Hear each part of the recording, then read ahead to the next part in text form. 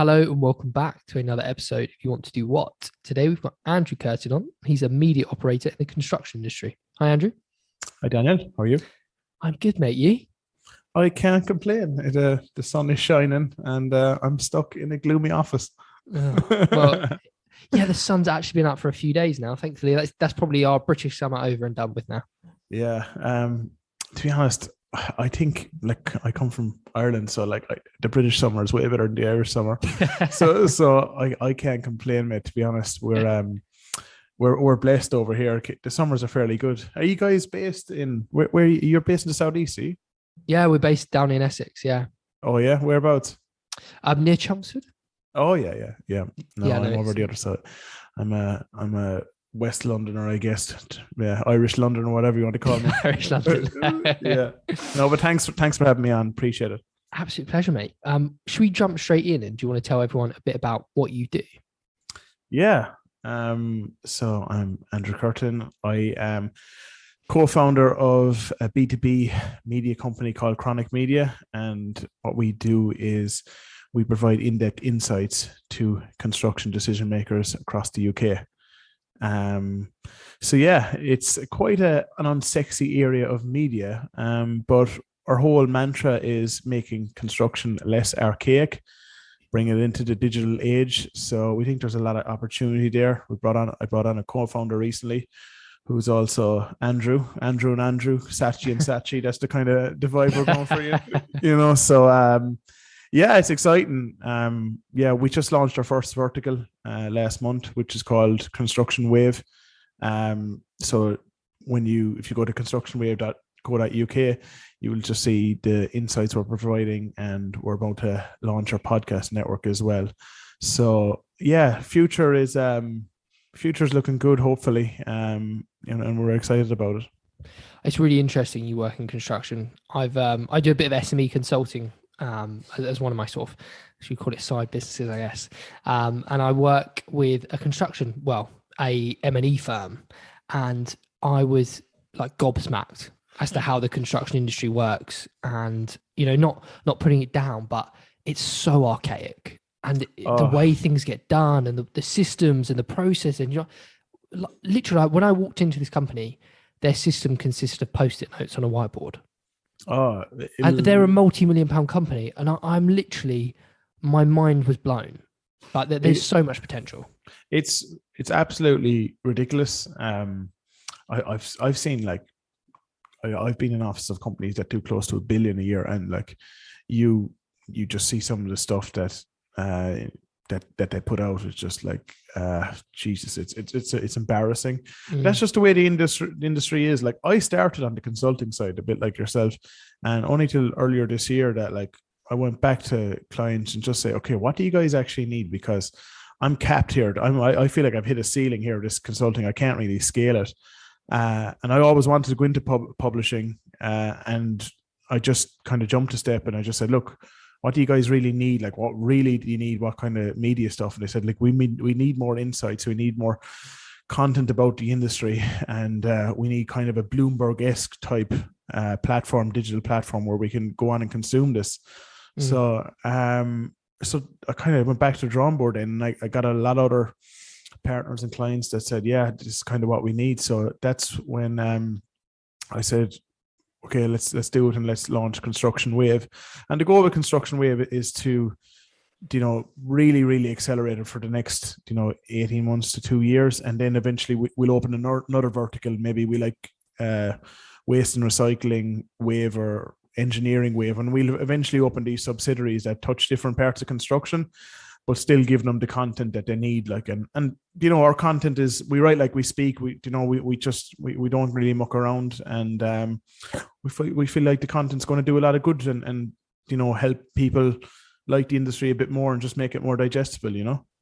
Yeah, I mean, it's got huge potential just from, Tom used to work in construction as well, didn't you, mate? Yeah, I was in offsite construction for 3 years, and it was an absolute roller coaster of knowledge and frustration, and to the point I was like, it requires so much innovation, but it certainly, I think, lacks some desire from certain elements of the industry to actually want that innovation to happen. So, I mean, it's an interesting industry, and it's obviously a heavily required industry. You know, we're hundreds of thousands of homes behind where we need them.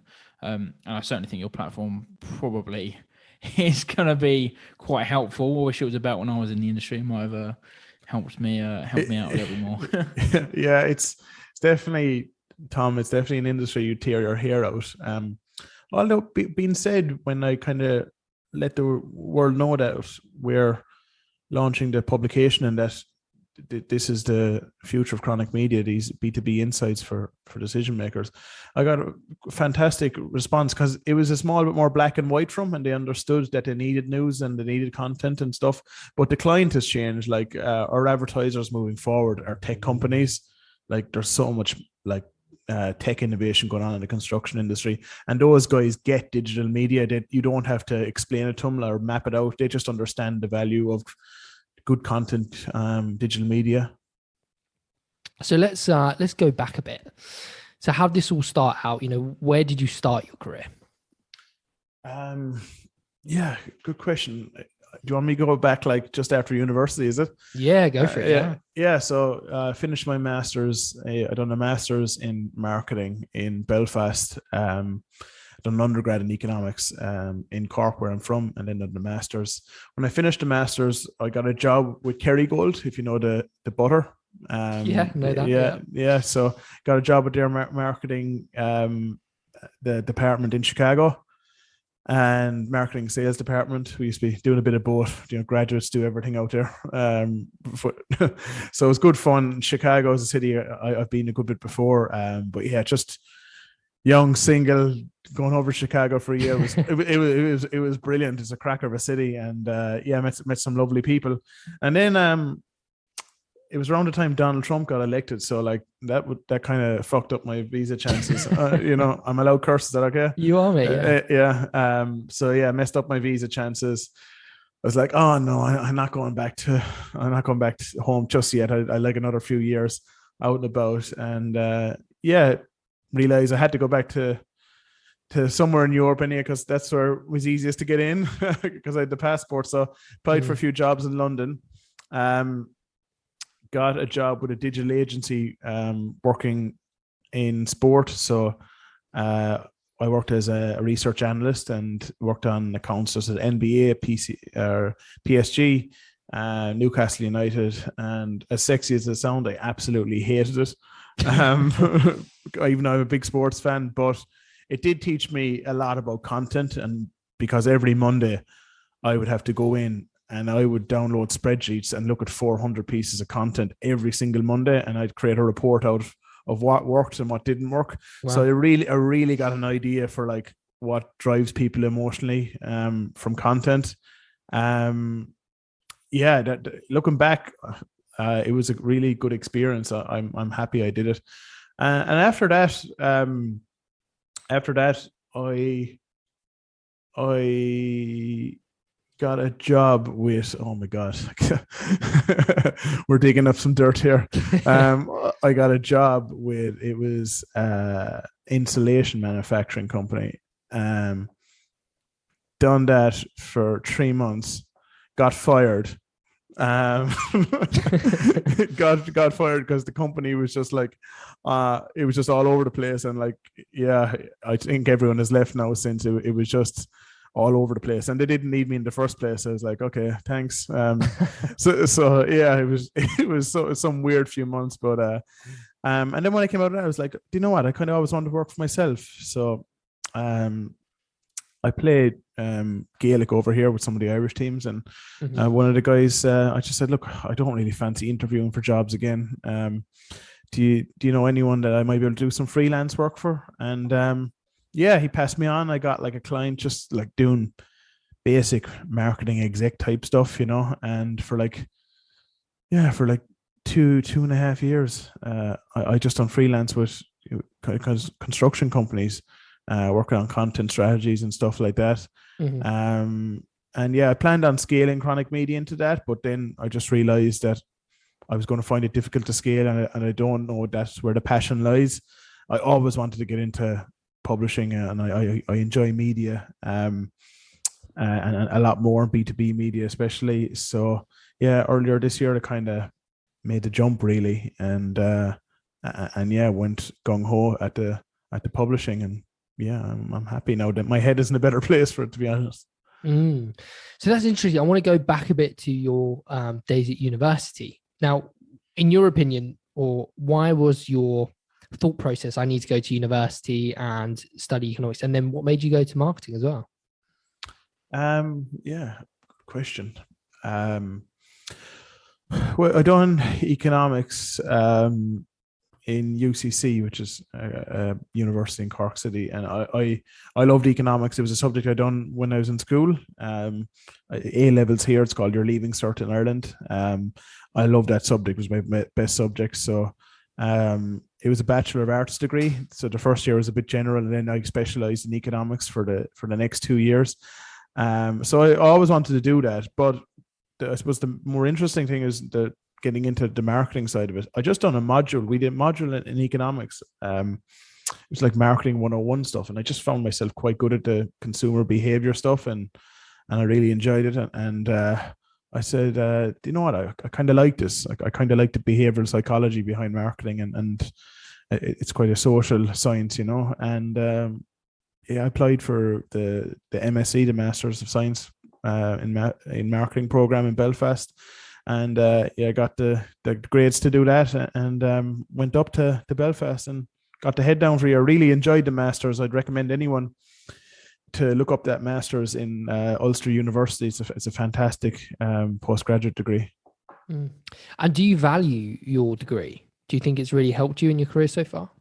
I don't think the undergrad has, to be honest.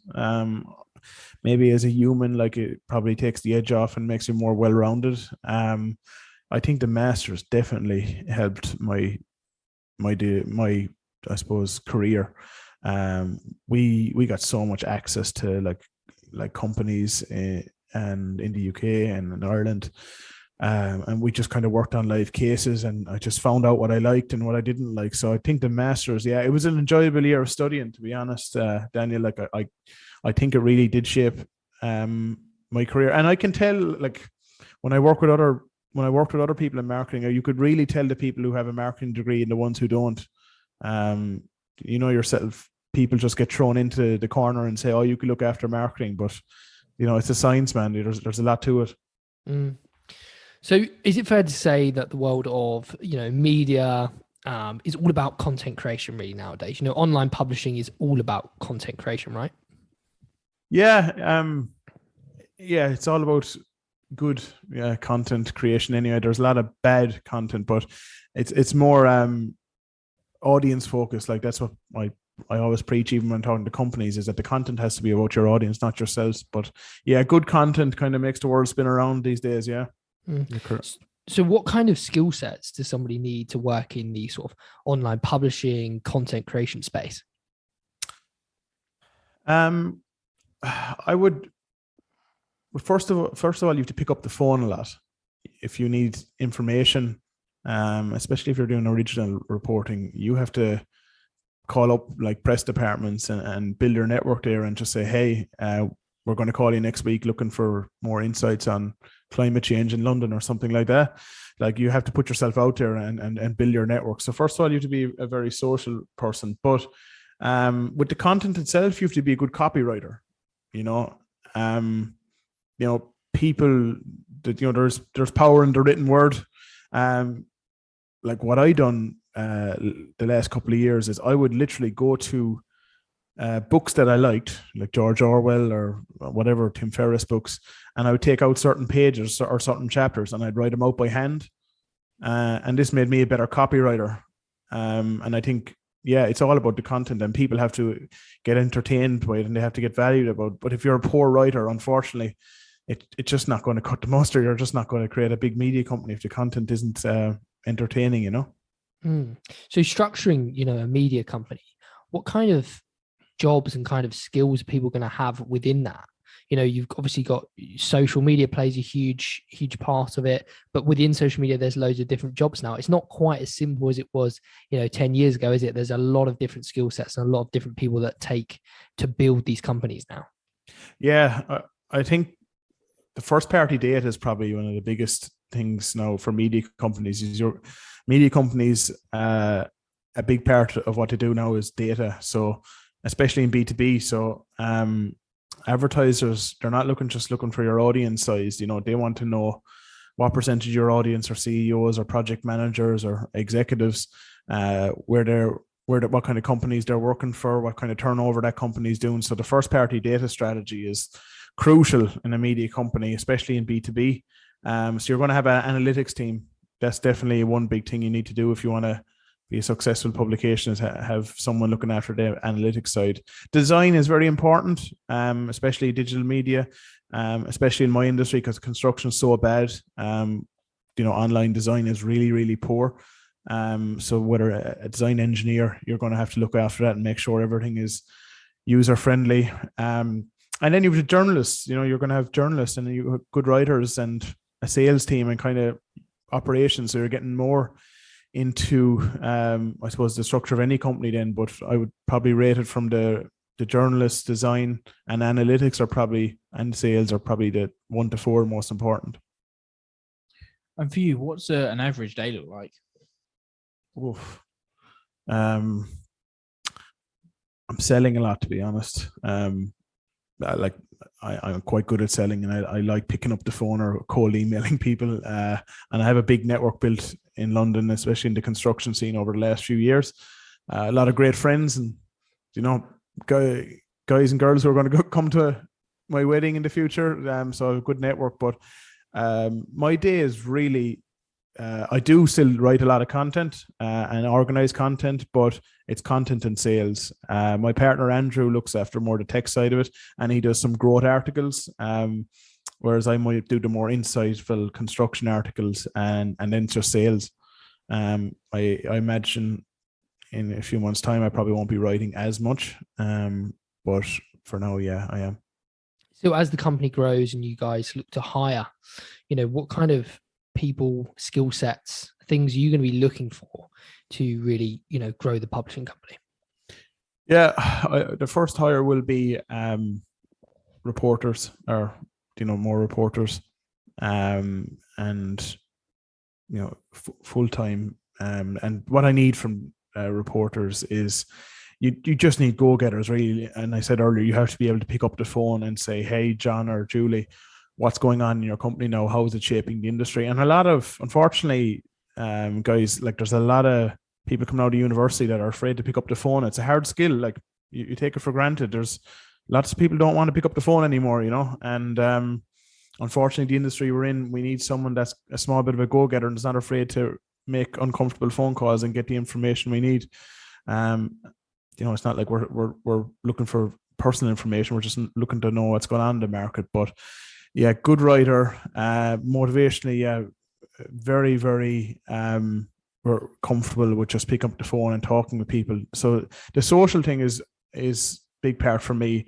Looking at the CV, I'm not too bothered about where they went to university or how many years experience that they done at the Wall Street Journal. If you're a nice guy or girl and you're not afraid to get your hands dirty like that, that's enough for me, and you're a good team player and we can go out and have a drink at the weekend or something like that. That's enough for me, And what's been the biggest positive for you so far of, starting this company and going down this route? I think, we're still in the, startup stage, and, every day is another fighting day. But I think the most, probably the most enjoyable thing was the event we held last month. We done an event called Next Gen Construction, and it was about, it was the first construction wave event. And it was about inspiring the next generation into construction and tackling the labor crisis. And I just done that on my own, really. I had no one else to help me. I'm just too busy doing other things. And just starting from finish, booking the speakers, booking the venue, getting a sponsor, ordering the food, the catering, whatever needed to be done, the lights, the equipment. And I think when that was done, like everyone had a fantastic time. We rented out a cinema. It was fairly slick. It was a vibey event for a construction one. And people just came up to me after. Like, I remember that night, I got like 6 or 7 texts saying, Andrew, that was a fantastic event. And really, really enjoyed it and looking forward to, the future. I think you have a good team behind you, and I got all these types of texts, and like that just brought me to cloud 9, to be honest, guys. And it actually gave me a new like level of credibility. It's just like you felt like you execute on something that people really enjoyed and got fun out of this event. So it's definitely after giving us a step up. And me personally, to be honest, it's after giving me a new layer of belief and confidence. That's awesome. On the flip side of that, though, what would be some of the less favorable aspects of this journey? What are some of the biggest hurdles you've had to overcome to get where you are now? I think that the construction industry is quite tough. They have a certain way of doing things, and although I've feel like I've good ideas to bring, that you have to wait your turn, and you have to realize that although there is like a gap in the market, sometimes you have to wait till there's a market in the gap, and that can be frustrating sometimes. And you really have to be patient in this industry, and I think because it's so archaic, it sometimes just drives me nuts of how things are done and how manual things are when they could be automated, compared to like when I talk to some friends I know in tech, or even when I'm reaching out to tech companies about something, it just seems a lot different. But I definitely think you get grounded fairly fast, and you have to do baby steps. And probably not the most patient guy, so it does get to annoy me at times, and there is certain aspects that have gotten me down when people just didn't understand or just didn't have a fucking clue what you're talking about, and you have to explain it from start. Yeah. And what would be your best piece of advice to anyone listening and thinking, I'd love to get into online publishing or content creation or go down a similar route? Is there, a best piece of advice or something they could do? Yeah, launch an event. That's the best. That's the best thing. It's the best hack ever. Okay. Launch an event about. The reason why I done like around the next generation is because construction's in a labor crisis. So it was easy to do something like that because it was topical. So if you want to get into online publishing, launch and do an event, get everyone possible that's related to an industry, get some speakers. You'll build great relationships with the speakers, get a sponsor, do a kick-ass job for your sponsor, get them their money back, and you will have a fantastic day, and you will be the much better person for it, and it'll help you get your business off the ground. And what would you also say about construction? Obviously, you've gone on a journey. Obviously, we said earlier, both Dan and myself have been involved in construction. But what do you see for construction in the coming years? And what do you think? How much of an impact do you think you'll actually be able to have on this industry? I'll stick on the media side. I